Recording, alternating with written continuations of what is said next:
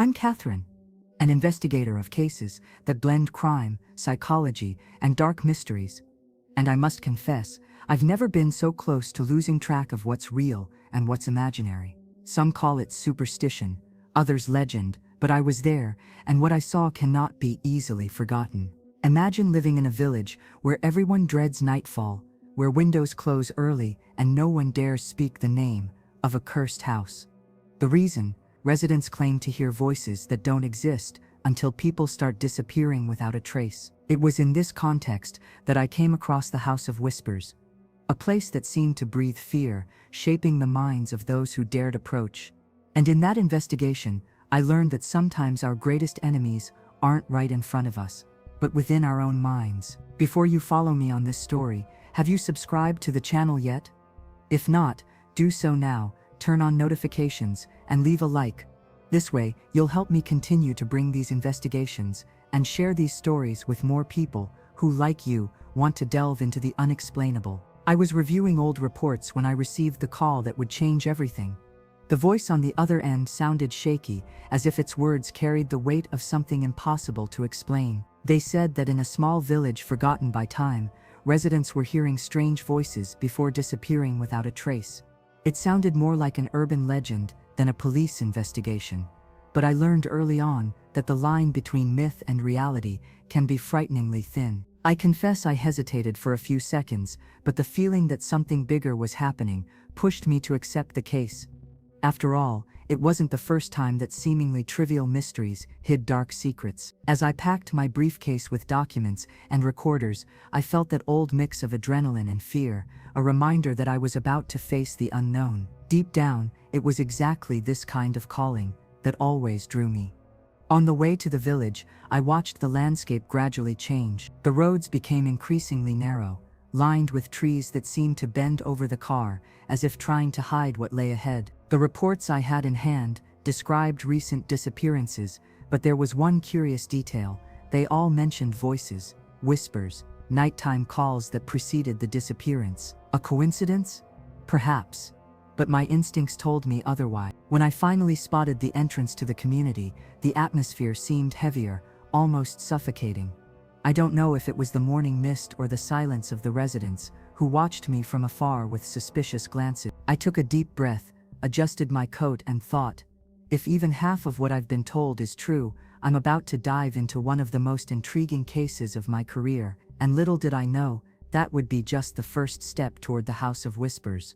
The village seemed frozen in time. Narrow streets of crooked cobblestones, old houses with peeling paint, and windows always half closed, as if trying to hide more than reveal. There was a strange uniformity in the air, as if everyone there shared the same secret, a silent pact that prevented them from speaking aloud about what was really going on. It felt like I had crossed an invisible border. As I walked through the first streets, I noticed there were no children playing, no laughter echoing between the houses, only hurried footsteps and doors closing as I passed.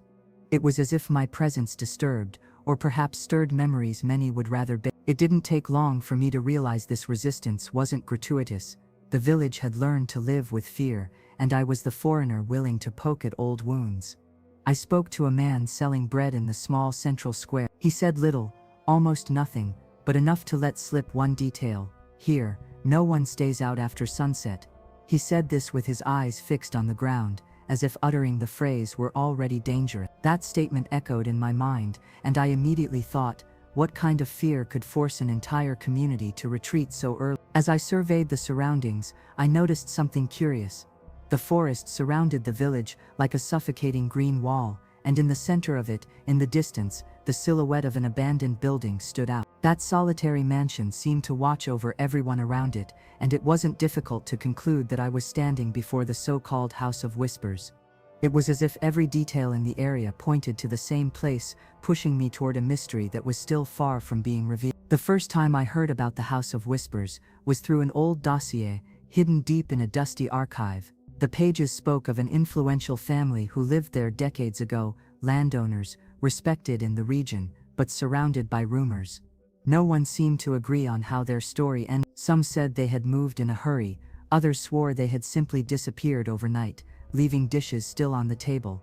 As I approached the building, I understood why it was so famous. The mansion had a decaying grandeur, tall windows with broken glass, rusty gates, and a garden overgrown with weeds that obscured almost the entire entrance. It was the kind of place that, even without knowing its history, would make anyone cross the street to avoid contact. Time seemed to have stopped there, but not naturally, as if something had abruptly interrupted life. In my research, I discovered that in the years following the family's disappearance, no one wanted to buy or even renovate the property. They attempted to auction it off several times, but each time failed. Residents reported hearing footsteps, slamming doors, and most importantly, voices echoing from inside the house, even though it was empty. These reports continued for decades, until the mansion ceased to be just an abandoned house and became a kind of living legend, fueling collective fear.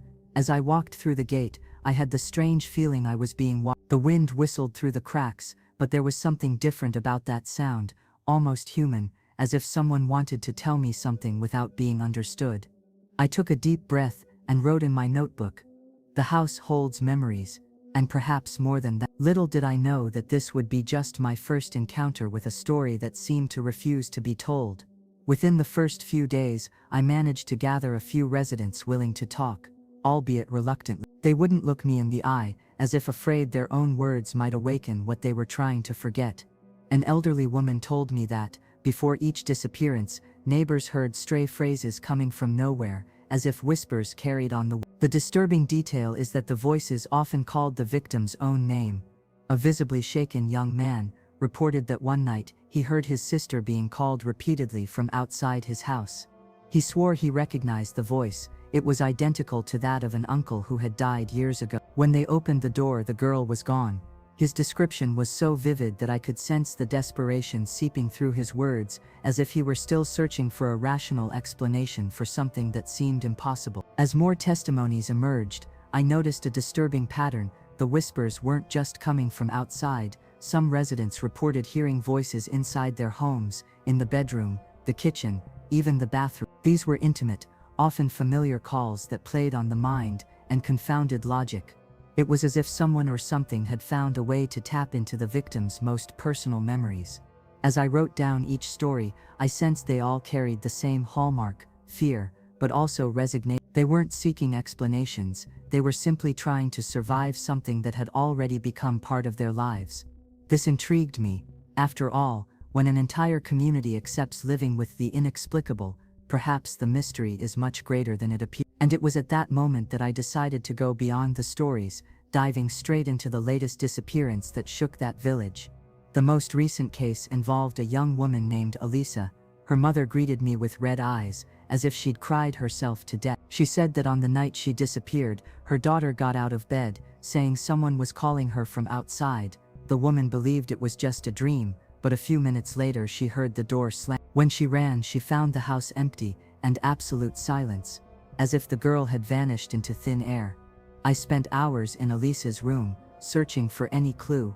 On the desk were open notebooks with school notes, and a pen had fallen to the floor, as if dropped in a hurry. On the window I saw subtle handprints, perhaps from someone leaning there, watching the street. Everything seemed too normal for such a sudden disappearance, and that was what bothered me most. The absence of any trace was almost a trace in itself. I also spoke with the neighbor. One woman claimed she heard a soft voice repeating Elisa's name shortly before midnight.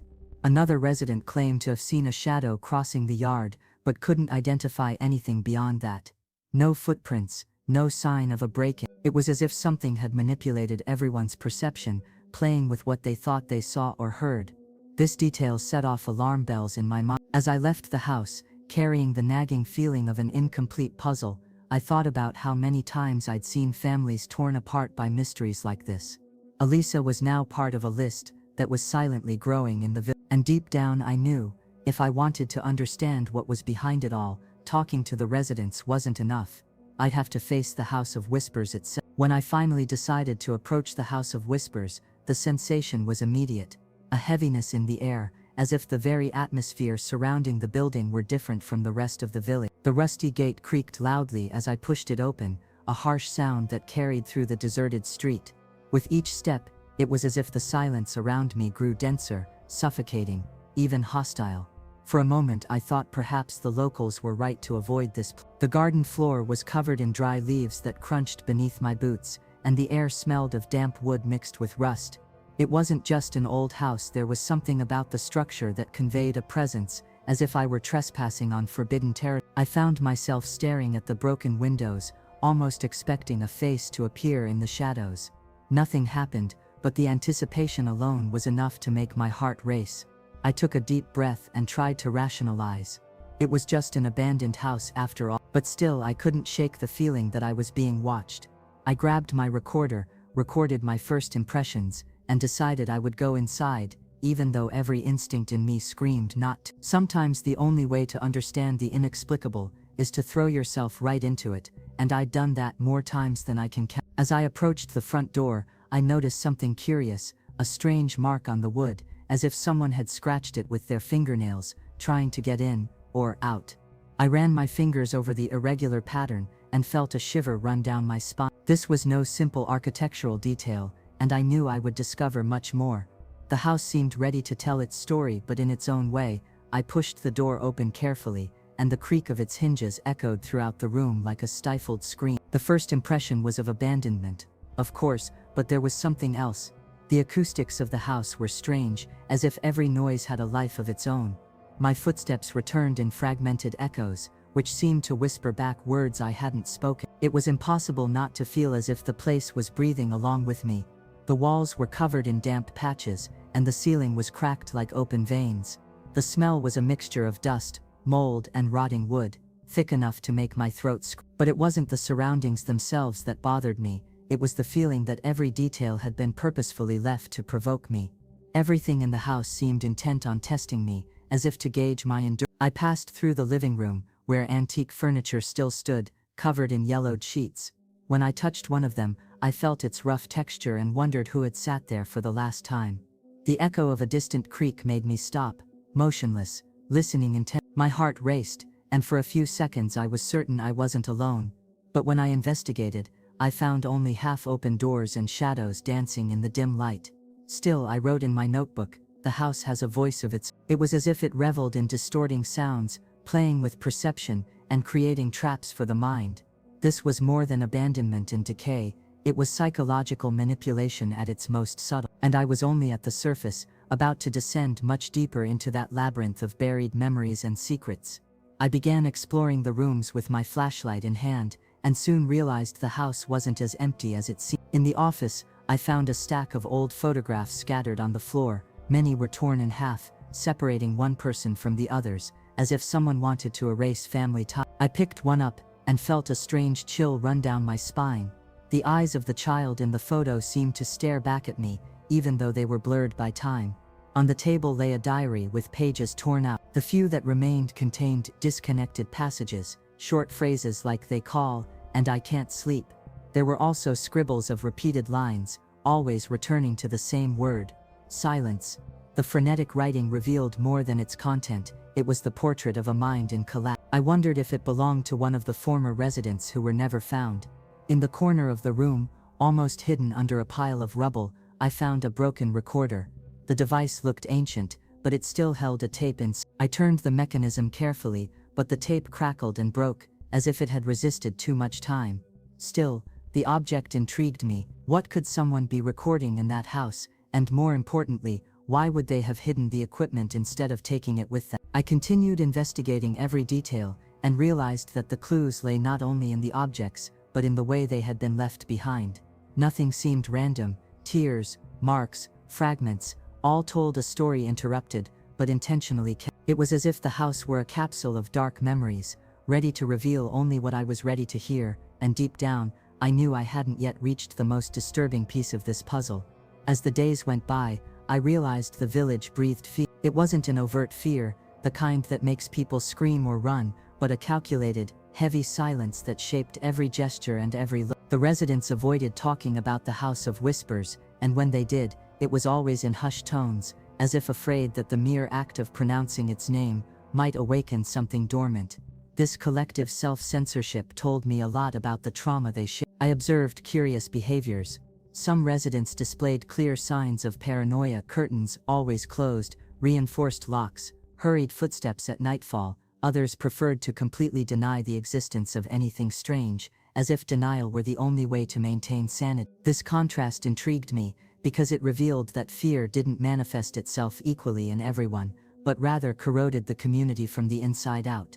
I spoke with a local teacher who shared a disturbing detail with me. Children grew up learning not to talk about voices, shadows, or dreams. It was a sort of unwritten rule, passed down from generation to generation. She told me that many little ones reported hearing whispers, but their parents hushed these reports, trying to protect their children by denying their own experience. This choice, however, seemed only to perpetuate the cycle of silence and fear. As I recorded my notes, I realized that the real enigma lay not just in the house itself, but in the psychological effect it had on the entire village. It was as if the place had shaped the collective mindset, imposing an invisible prison on each resident. What intrigued me most was how everyone seemed to accept this reality without resistance. And that's when I realized I wasn't just investigating a house, but an entire ecosystem of fear orbiting around it. One rainy afternoon, I persuaded an older man to talk to me. He trembled as he told me that one night he decided to follow the whispers calling his name. He said the voice seemed to come from the house of whispers, irresistible, almost hypnotic. He entered alone, and according to him, barely managed to take a few steps before passing out. When he regained consciousness, he was in the middle of the forest, meters away, without knowing how he had gotten there. Another testimony came from a young woman who worked at the bakery in the square. She claimed she heard her deceased mother's voice calling her name through her bedroom window. She swore she recognized the soft, familiar tone, impossible to mistake. But when she looked outside, she saw only darkness. She said she slammed the curtains shut, but the voice continued, repeating her name, until she burst into tears. The account was so sincere it made my skin crawl. These stories, however unlikely they seemed, carried a disturbing coherence. There was always a common element. The voice was personal, intimate, irresistible. They weren't generic calls, but perfect reproductions of people I knew or loved. This led me to consider something beyond the supernatural. What if someone was using the residents' memories and vulnerabilities as a psychological weapon? The question was how.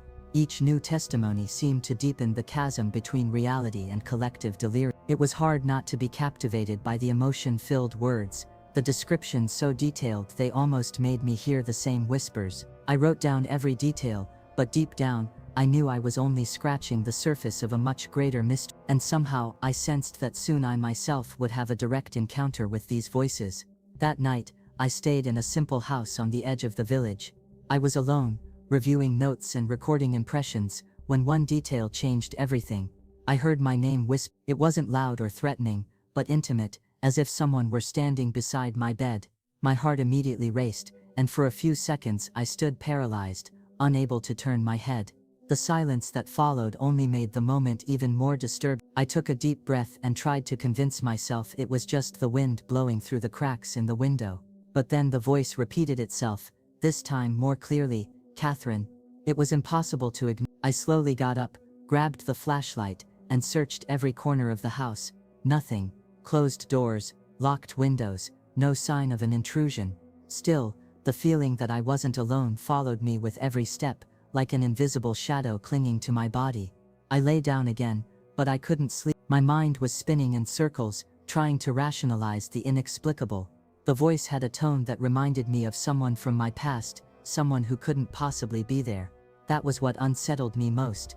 It wasn't just a sound, it was a memory disguised as a whisper. It was at that moment that I realized the true psychological force of what I was facing. It wasn't just a mystery, it was something capable of affecting me personally. I picked up the recorder and recorded my impressions, still trembling. I talked about the sound, the similarity to old memories, and the fear I felt. But deep down, a part of me was also curious. How did that voice know enough to affect me this way? Where did such precise manipulation come from? I had no answers, only the conviction that the case had already surpassed the barrier of objectivity. And I was in the middle of it, more involved than I cared to admit. After that night, I began to look at the reports from a different perspective. I realized that the whispers weren't random, they were shaped by each person's most intimate memories. It was as if someone had direct access to each resident's emotional scars, choosing the exact memory to break down their defenses. This discovery left me uneasy, because we weren't just facing a physical mystery, but something that exploited the human mind at its most vulnerable.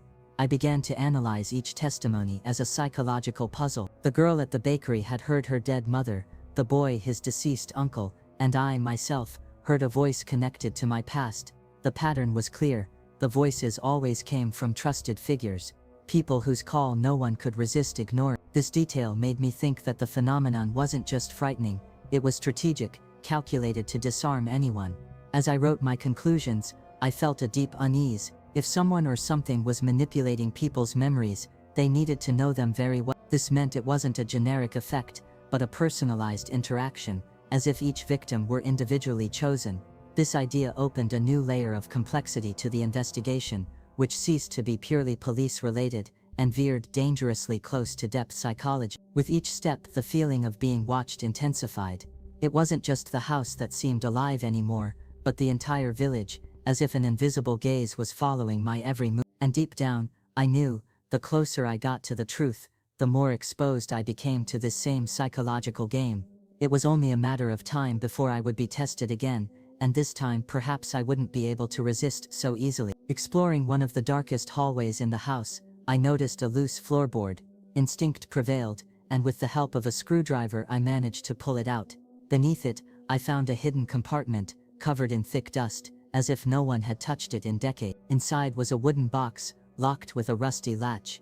With careful prying, I managed to open it, revealing yellowed letters and hastily folded papers. The letters were addressed to a doctor in the capital, and in them the former family reported hearing voices at night. The text spoke of insomnia, memory lapses, and a constant feeling of being watched. One passage read, "The walls repeat what we dare not confess aloud." Another, even more disturbing, "The voices know our secrets, even those we never reveal." It was a testimony that perfectly echoed current accounts of the village. As I read, I felt a strange connection to those words. They weren't simple complaints from frightened residents, they were records of a family in psychological collapse, desperately trying to seek help. There were mentions of consultations that never happened, as if something had interrupted the process before they found answers. These letters were a bridge between past and present, proof that the phenomenon was not recent. I closed the box and stared at the empty compartment, wondering who had decided to hide those documents. Perhaps they feared the truth would be used against them, or perhaps they simply didn't want others to know what they were going through. I wrote in my notebook, if the original family didn't resist, what guarantees that anyone will resist now? It was an uncomfortable question, and at the same time, an invitation to delve even deeper into the darkness of that mystery. With the documents in hand, I realized that the house wasn't just the setting for scary stories, but a living organism that responded to human emotion. With every step I took inside, it seemed the environment molded itself to my sensations. The air grew denser when I felt unsafe, and the silence became almost deafening when I tried to concentrate.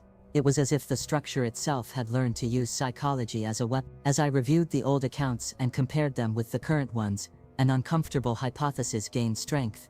Perhaps it wasn't just a coincidence that everyone described similar symptoms: insomnia, paranoia, familiar voices. It was as if the house amplified each person's fragilities, transforming feelings of loss, fear, and longing into triggers for terrifying experiences. It didn't seem supernatural, but calculated. The question was, by whom or by what? I began to reflect on my own experience with the whisper. That voice, seemingly from my past, couldn't be a mere coincidence.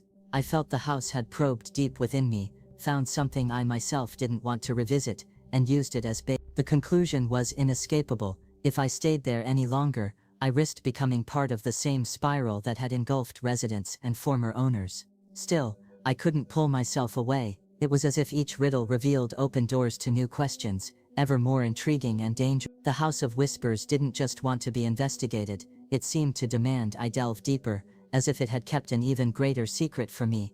And this feeling of being led, rather than leading, was what kept me awake most. It was at this point in the investigation that I began to question whether I was still in control. Every time I set foot inside the House of Whispers, I felt as if something was probing me from within, prodding at memories I'd never shared with anyone. It was a subtle but constant unease, as if the line between investigating and being investigated was blurring. I no longer knew if I was making progress in solving the case, or if I was allowing myself to be manipulated. Some nights, lying in bed, I'd find myself reliving old situations from my life, traumas I'd thought I'd overcome. The scariest part wasn't remembering them, but feeling like I wasn't the one conjuring them. It was as if someone or something had opened a box I'd kept locked away. The weight of these memories, combined with the ongoing case, made me lose track of where the work extended, and where the vulnerable Catherine began. There were times when I seriously considered giving up.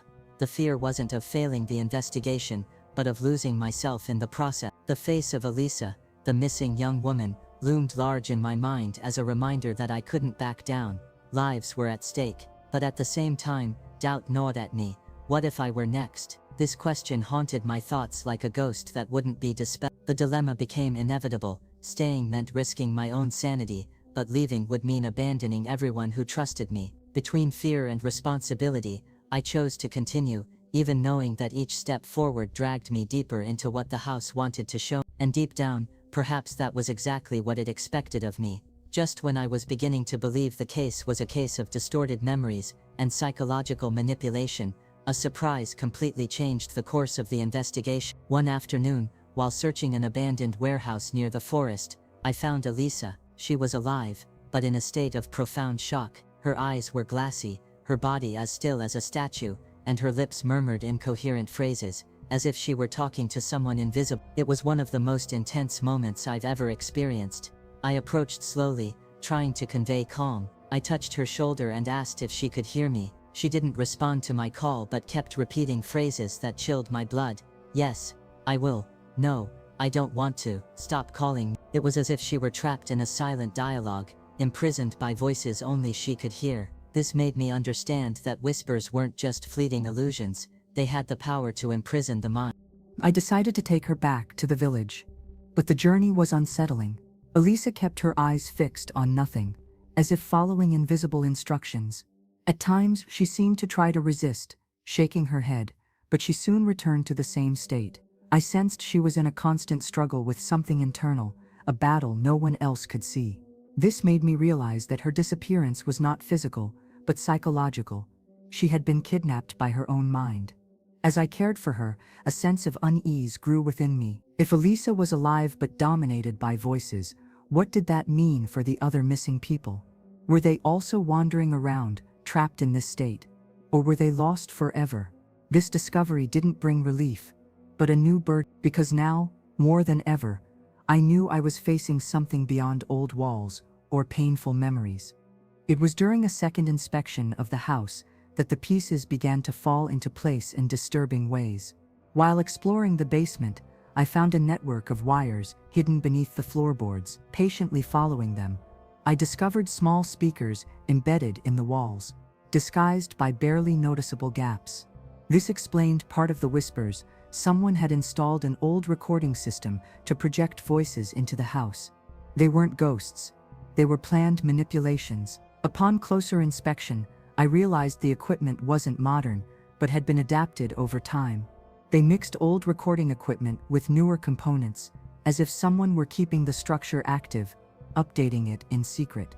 The thought gave me chill. This meant the mystery wasn't just a legacy from the past, but a work in constant maintenance, fueled by someone well aware of the community's fears. But there was something even more disconcerting. Among the tape fragments, I found snippets of voices that didn't belong to local residents. They were intimate recordings, family dialogues, things that could only have been captured inside the victims' own homes. How had these voices been collected? How had someone managed to reproduce them so faithfully? This detail made me realize that the manipulation went far beyond acoustics. There was espionage and psychological invasion at frightening levels. Suddenly, everything began to make sense. The house was a carefully prepared stage for exploring people's minds. It wasn't just a building haunted by ancient stories, but a psychological trap designed to transform memories into torment. The enigma was no longer whether there were voices, but who was behind them, and what their true intention might be in keeping everything active for so many years. The discovery of the equipment led me to investigate the original family records. It was then that I found a shocking clue. A descendant still lived in the region, though he had always kept to the shadows. I followed his tracks to a secluded cabin, hidden at the edge of the forest. There, I found more equipment, old tapes, and meticulous notes about the villagers. It was he who fueled the whispers, as if he were the conductor of an invisible choir. When I confronted him, he didn't try to deny it. His eyes shone with a sick obsession as he talked about the experiment. He believed he was continuing the family legacy, testing the limits of the human mind. He said people reveal their true selves when confronted with their own fears and memories. For him, the Whispering House was a perfect laboratory, and its residents, unwitting guinea pigs. As he spoke, Elisa, still frail, stood beside me. The man tried to get closer to her, murmuring phrases that echoed the whispers of the house.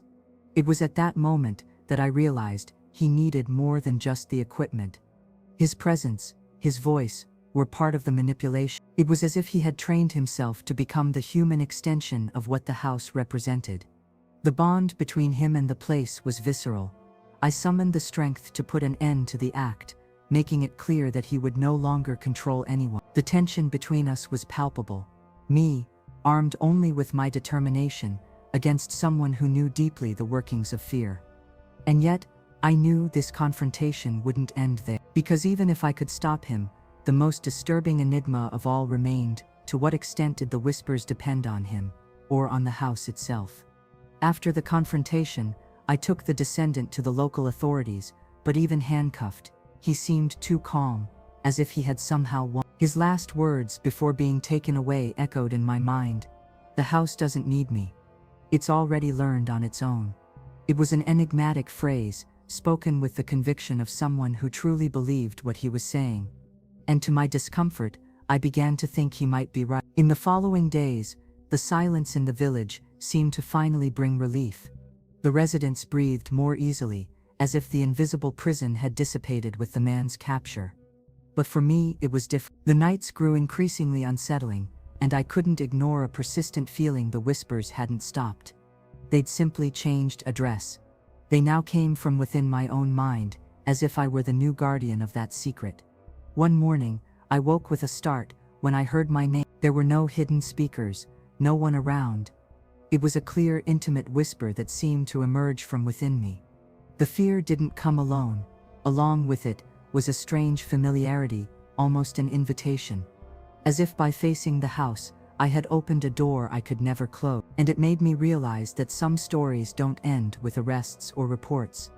I wrote in my diary, "The case is closed, but the house didn't disappear with me. It just found another space to echo." I closed the notebook, but since then I've never experienced absolute silence. There's always a distant whisper, a voice calling my name, reminding me that the mystery isn't over. Maybe it never will be. Closing this case was like closing a book whose pages keep writing themselves. I reported everything I discovered to the authorities: the hidden equipment, the obsessed descendant, the traumatized residents. Officially, the mystery was explained. But inside me, something screamed that the recorded version would never reflect the full reality. The House of Whispers wasn't just a physical place, it was an idea, an echo that continued to spread. I returned to the mansion one last time before leaving the village. The wind blew through the broken windows, producing almost human sound. I closed my eyes, and for a moment, I was sure I heard my name again. There was no one around, no hidden device, just me and those weather-scarred walls. Even so, the shiver was real, and the question remained: to what extent was it my own mind's suggestion? And to what extent was it the voice of something greater? On the way back, I felt like I was carrying more than just an investigation report. I was carrying unanswered questions, invisible scars, and a nagging feeling that the house had left something inside me. Maybe it was just paranoia, the result of sleepless nights. Or maybe it was the inevitable price of facing places that make fear a constant presence. Either way, there was no going back. Since then, a phrase has persisted in echoing in my mind: "I solved the case, but I never knew silence again." I don't know if it's a warning, a memory, or a provocation, but I've learned to live with it. And each time I hear that distant whisper, I understand that some investigations don't end. They just change form. The House of Whispers may be behind us, but it lives on, inside. Closing the investigation into the Whispering House made me reflect on something bigger than the case itself. Sometimes, what scares us most isn't what's right in front of our eyes, but what we carry silently inside our minds. fears, traumas, memories. All can become whispers capable of overpowering us if we don't have the courage to face them. What I found in that village showed me that the true mystery lies not just in the walls of an old house, but in how we allow our own shadows to guide us. If we don't learn to face what torments us within, any voice can become a dangerous invitation. And perhaps that's the point. The greatest enigma is learning to distinguish what's real from what our mind insists on recreating. Because ultimately, each of us has our own whispering house, where unspoken secrets echo in the darkness. The challenge is not to let them devour us. If this story made you reflect, subscribe to the channel and turn on notifications to stay up to date with my upcoming investigations. Also, leave your comment. I want to know what you would do if you heard a voice calling your name in the dead of night. Until next